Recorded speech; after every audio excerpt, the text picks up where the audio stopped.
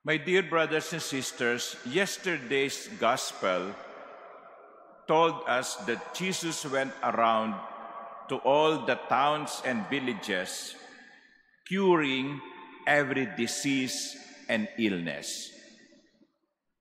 And now, in the gospel of today, the Lord is portrayed as sending His 12 disciples, giving them authority to cure every disease and every illness.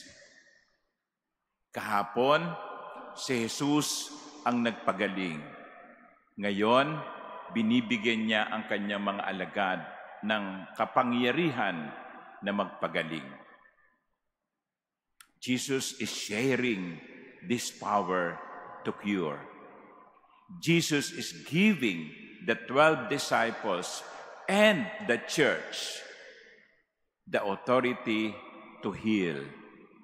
Jesus is giving them the responsibility to be His extension.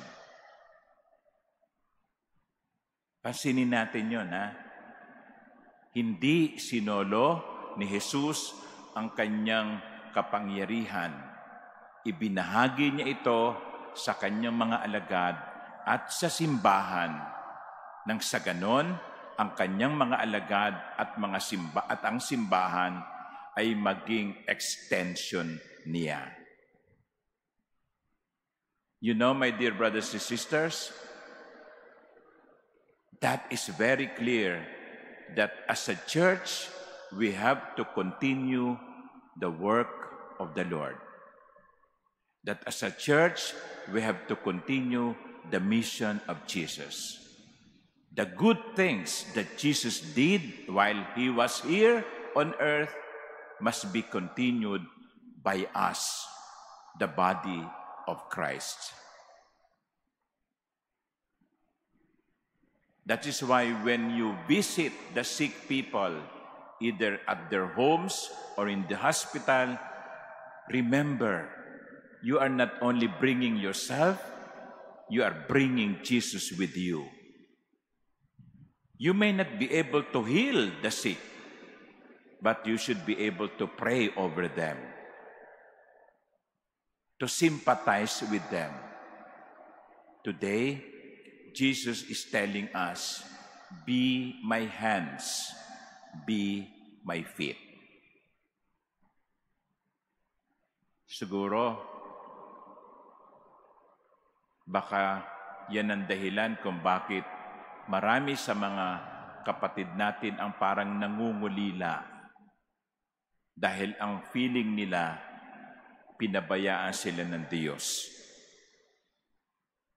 Yan ang paalaala sa atin ng Ebanghelyo. Tayo ang dapat na maging paalaala ng presensya ng Diyos. We should be the living reminder of God's presence in the world. And so, let us be extensions of Jesus' hands. Let us be extensions of Jesus' feet.